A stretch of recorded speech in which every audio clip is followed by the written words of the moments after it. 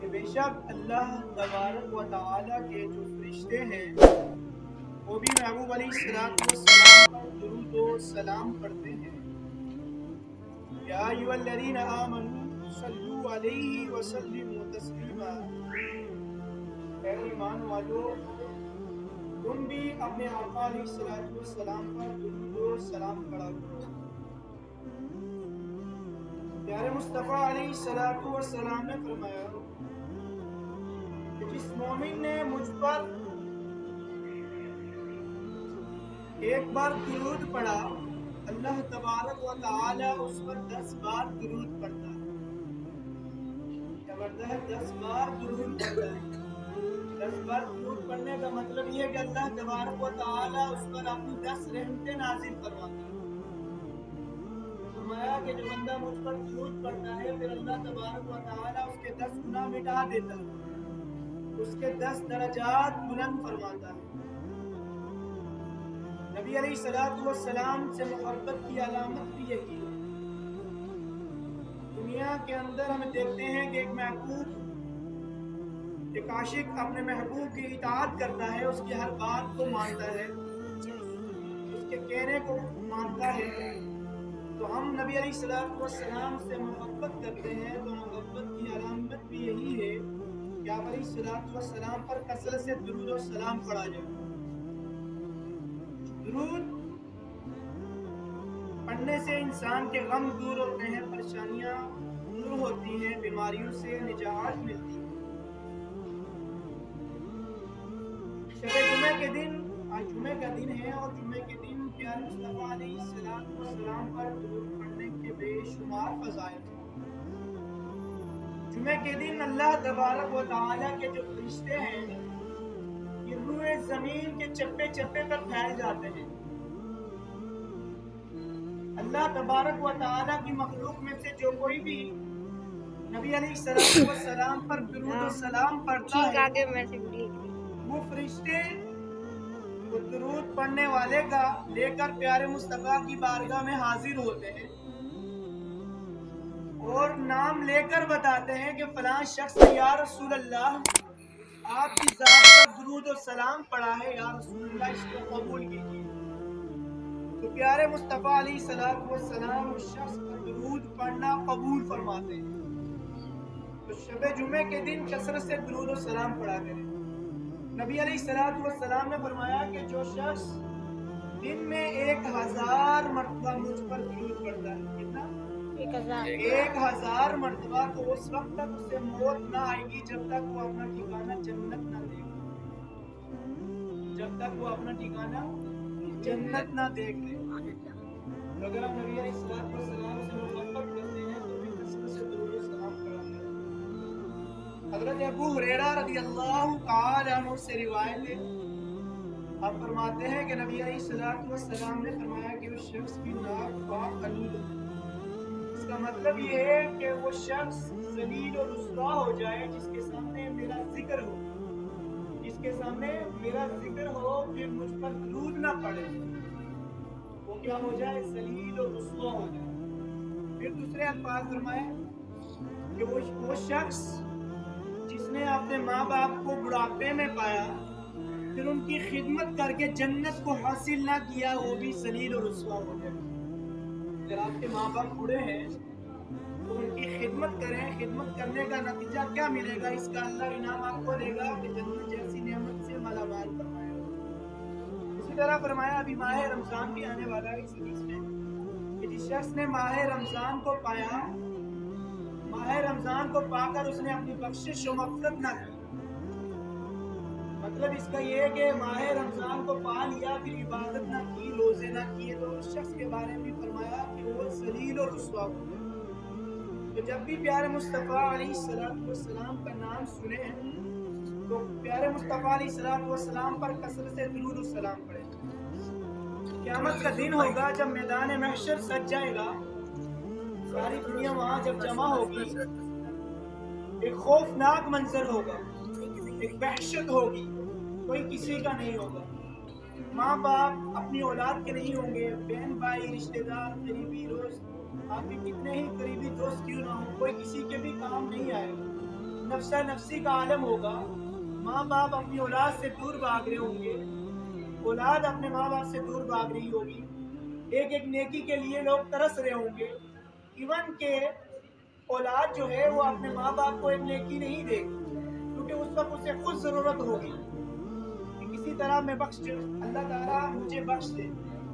لیکن نبی علیہ السلام نے فرمایا عرش کے سائے کے سوا قیامت کے دن کوئی سایہ نہ ہوگا، قیامت کا جو ایک دن کا جو دن ہوگا وہ ہزاروں سال کا ہوگا، سورج سوا نیزے پہ ہوگا، گرمی کی تپش ہوگی، ٹھیک ہے، پینے کے لیے لوگوں کو پانی نہیں مل رہا، اتنا ترس رہے ہوں۔ تو نبی علیہ السلام نے فرمایا کہ وہ لوگ میرے عرش کے سائے تلے ہوں گے، میری رحمت کے سائے کے تلے ہوں گے، جو دنیا میں رہ کر مجھ پر درود و سلام پڑھتے ہوں گے۔ کیا پڑھتے ہوں گے؟ درود و سلام پڑھتے ہوں گے۔ تو پیارے بچوں، ہمارے پاس ابھی موقع ہے، جو نبی علیہ السلام پر جو بھی آپ کو درود آتا ہے، درود ہزاروں کی سنگیں صلی اللہ تعالی علیہ وسلم بھی ہے۔ جمعے کے دن جو ہم درود پڑھتے ہیں جو مشہور ہے، صلی اللہ علی النبی و آلہ و اصحابہ و بارک وسلم صلی علیہ۔ اور افضل درود کون سا ہے؟ وہ درود ابراہیم ہے جو ہم نماز کے اندر پڑھتے ہیں، اللہم صلی علی محمد۔ تو جو بھی آپ کو درود آتا ہے جب صبح اٹھتے ہیں تو اپنی کا آغاز قرآن مجید کی تلاوت کے ساتھ ساتھ درود سے کیا کریں۔ ہماری دعائیں بھی اس وقت تک قبول نہیں ہوتی کہ جب تک ہم اول اور آخر درود نہیں پڑھ لیتے۔ حدیث کا مفہوم ہے کہ جب ایک بندہ مومن دعا کرتا ہے اور دعا سے قبل درود نہیں پڑھتا تو اس کی جو دعائیں ہیں وہ معلق ہو جاتی ہیں آسمان کے درمیان، یعنی لٹک جاتی ہیں، جا کر دعائیں قبول نہیں ہوتی۔ کہ جب بندہ مومن درود پڑھتا ہے تو فوراً وہ دعائیں اللہ تبارک و تعالیٰ کی بارگاہ میں کیا ہوتی ہیں؟ مقبول ہو جاتی ہیں۔ جب بھی دعائیں مانگیں تو دعا سے قبل درود و سلام پڑھ لیا کریں۔ ایک بہت ہی پیارا مشہور واقعہ حضرت موسیٰ علیہ السلام کا دور ہے۔ بنی اسرائیل ایک قوم ہے، اس کے اندر ایک گنہگار شخص تھا۔ کون تھا؟ گناہ کیا کرتا تھا، اللہ کی نافرمانیاں کیا کرتا تھا، ٹھیک ہے، نمازیں نہیں پڑھتا کرتا تھا، لوگوں کو تنگ کرتا تھا، پڑوسیوں کو بھی تنگ کرتا تھا، لوگ ایون کہ اس سے لوگ بھی بہت تنگ تھے۔ لیکن جب وہ مر گیا، مرنے کے بعد لوگوں نے اس کی تدفین نہیں کی، غسل نہیں کیا، جنازہ نہیں لایا، اٹھا کے کوڑا کچرے کے ڈھیر پر جا کے اس کی لاش ڈال دی۔ پھر اللہ تبارک و تعالیٰ جو اللہ تعالیٰ کے جو نبی ہیں موسیٰ علیہ السلام، اللہ تعالیٰ نے موسیٰ علیہ السلام کو وحی کی کہ اے موسیٰ کہ جاؤ فلاں بستی میں میرا ایک بندہ ہے، لوگوں نے اس کی تدفین نہیں کی، اسے اٹھا کر کوڑے کچرے کے ڈھیر پہ ڈال دیا ہے، جاؤ اس کی غسل دو، اس کی تدفین کرو اور نماز جنازہ پڑھو۔ موسیٰ علیہ السلام وہاں گئے اور محلے والوں سے پوچھا کہ تم نے اس کے ساتھ ایسا سلوک کیوں کیا؟ کہا یہ شخص بہت ہی گنہگار تھا، بہت گناہ کیا کرتا تھا۔ اللہ تبارک و تعالیٰ نے موسیٰ علیہ السلام کو بتایا کہ باری تعالیٰ یہ بندہ تو بڑا گنہگار ہے۔ اللہ تعالیٰ نے کہا موسیٰ یہ گنہگار تو تھا، لیکن تورات کے اندر، تورات جو جس طرح قرآن اللہ کی کتاب ہے اس طرح تورات بھی اللہ کی کتاب ہے۔ لیکن انبیاء علیہ السلام کو تورات، زبور، انجیل نازل ہوئی تھی اور بہت سے صحیح ہیں۔ تو تورات کے اندر اس نے ایک دن تلاوت کر رہا تھا، تورات کے اندر پیارے مصطفیٰ کا نام پڑھا تھا۔ کیا پڑھا تھا؟ پیارے مصطفیٰ کا نام پڑھا، نام پڑھ کر اس کو چوم لیا، چوم کر کے پیارے مصطفیٰ پر کیا پڑھا؟ درود پڑھا تھا۔ تو اللہ تبارک و تعالیٰ نے اس سبب سے اس کی بخشش و مغفرت فرمائی۔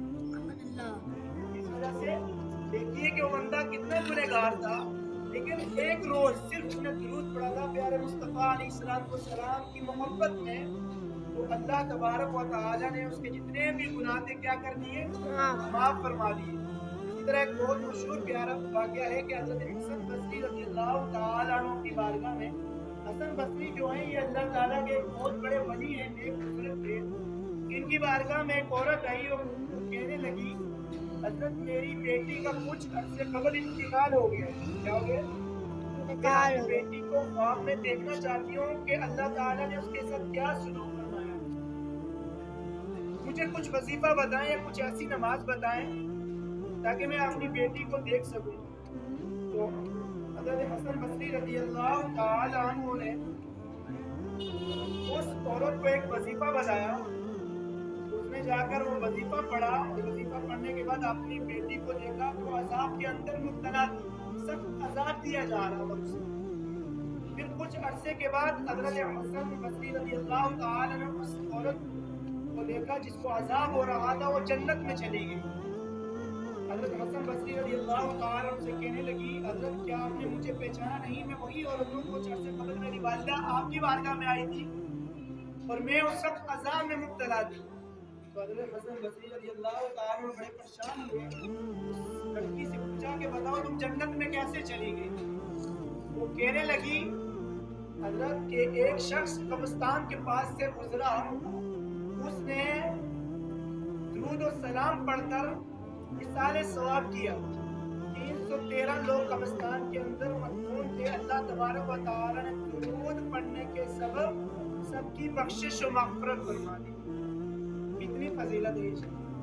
तो जब भी उठे बैठे तो नबी अलैहिस्सलातु वस्सलाम पर दुरूद पढ़ा करें, आपकी परेशानियां भी दूर होंगी, आपके मसाइल भी हल होंगे।